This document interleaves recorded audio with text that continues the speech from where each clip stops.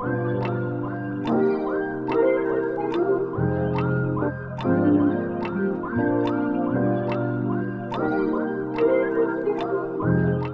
is going on, South by East friends and fam? Welcome to the South by East podcast, where we talk about the culture, the scriptures, and everything in between. And I'm back with us for another traffic report. John is not here. He's out this week, so I'll be handling that. Man, this week I wanted to jump into this article that was written about a curriculum that they're bringing in for 501 schools. Let me set the stage just a little bit.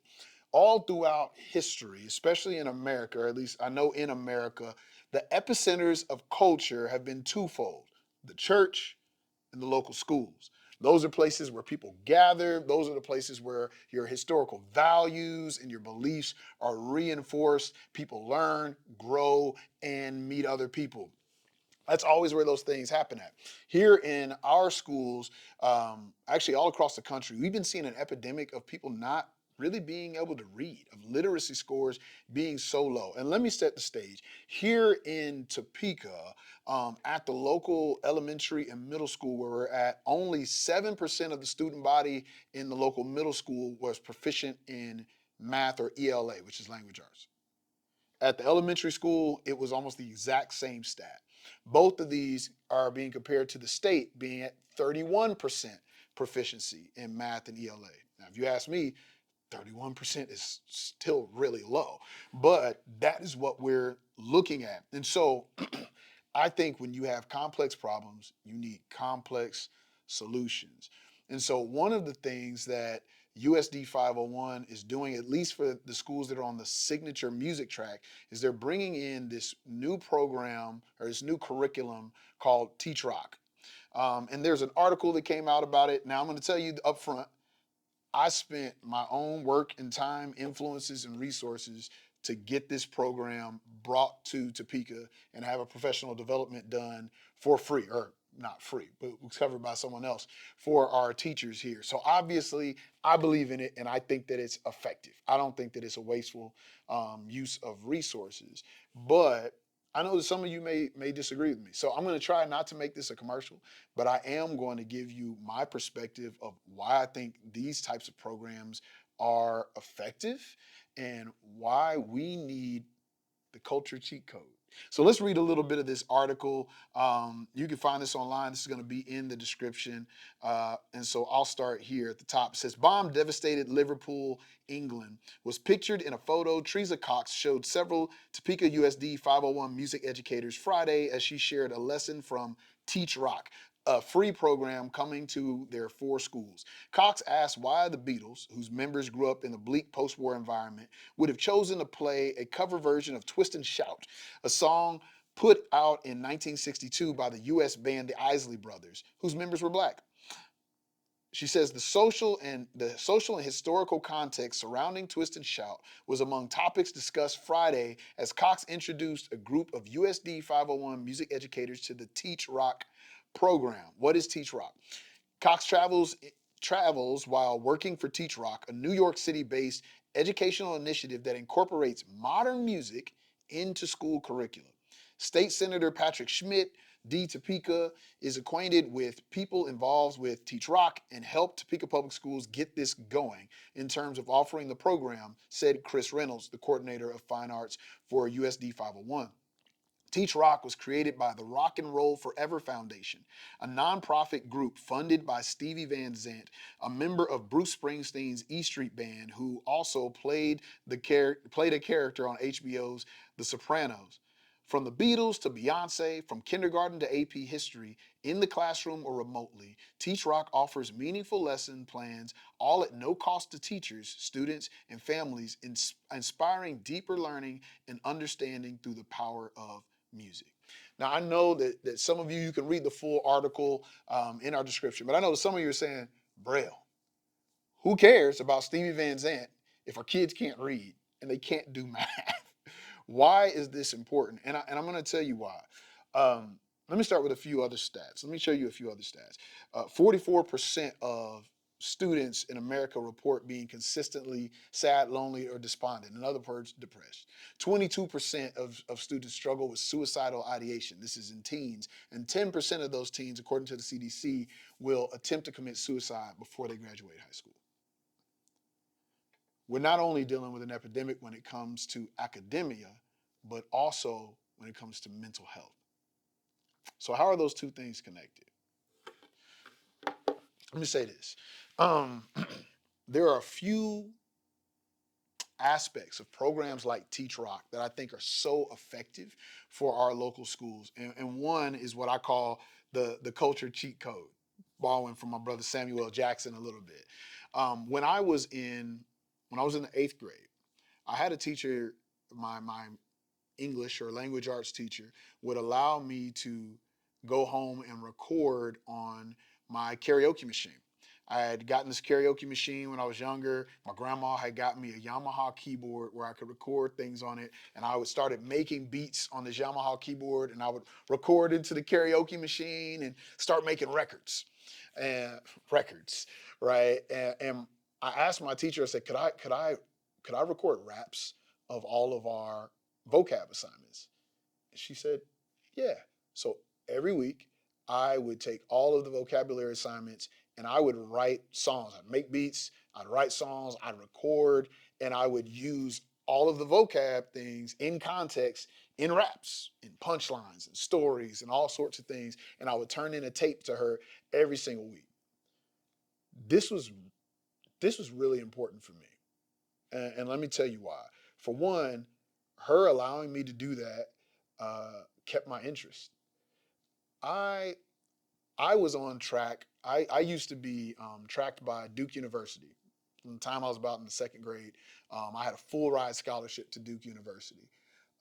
By the time I got to high school, I had lost all of that, and I ended up graduating high school with a 2.5 GPA. What happened? Well, for one, there were a number of traumas that I experienced between that time that affected not only my behaviors but my mental health, made it hard for me to deal with school. For two, we found out that I had a lot of undiagnosed learning disabilities, one that had to do with fine motor skills. So at this point in the eighth grade, I'm in the middle of this transition. I don't even want to be at school. I don't care about school. I want to get home so I can escape life. My teacher tapping into the culture that I cared about. I cared about raps, cared about hip hop. It kept me interested in what was going on. I can tell you what I know about Anne Frank because I wrote it in raps at that time because my teacher allowed me to do that in a creative way. Number two, she knew that she wanted to increase my reading comprehension. So if I had to take everything that I was learning and put it into a song, then I had to understand the ins and outs and be able to communicate that back to another person. And I had to write it. I had to write out what I was going to say.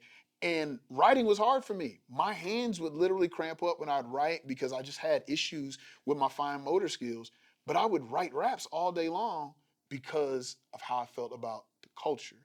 She was able to tap into what was important to me and use it to teach me what I needed to get to my next step in life.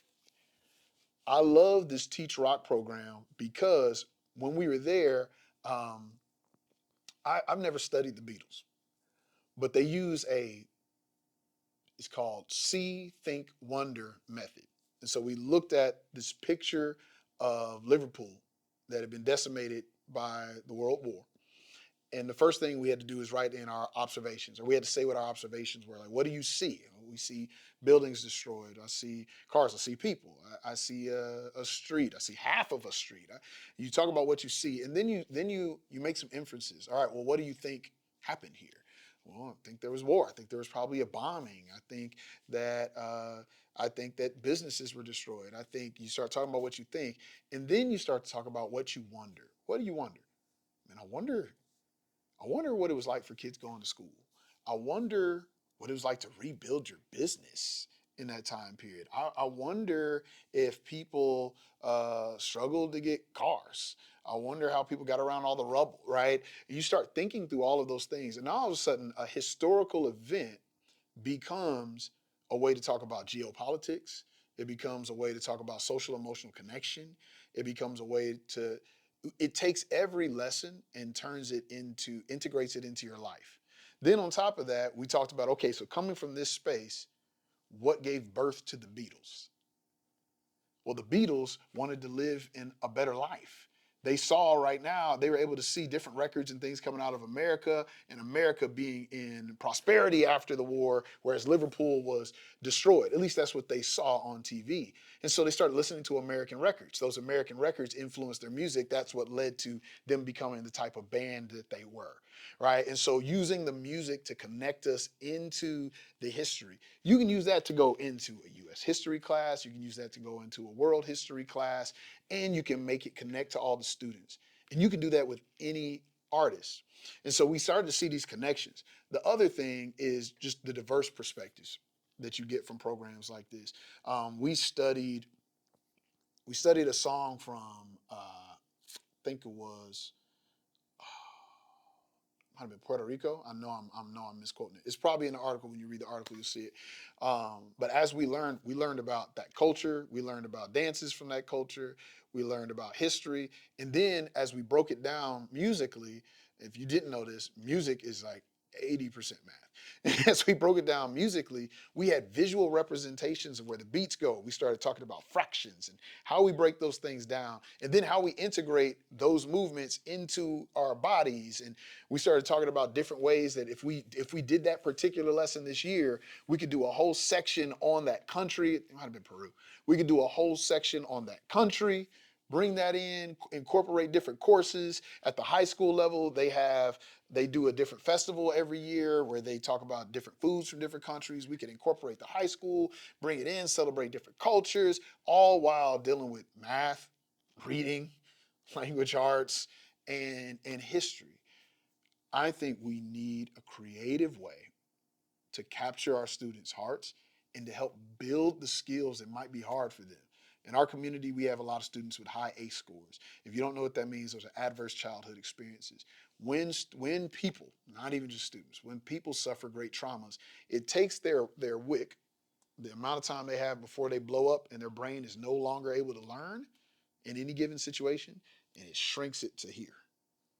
Using these different elements, we can help expand that out so that students have more ability to learn. And it starts with students feeling like they belong and like they're safe. And when we're able to incorporate different things that they already like, that they're already into, and work those together where they can learn the stuff that we know they need to learn, I think we're going to see a lot more success. So I'm excited to see what's coming up, but what about you? Do you think that DOGE should come shut this program down?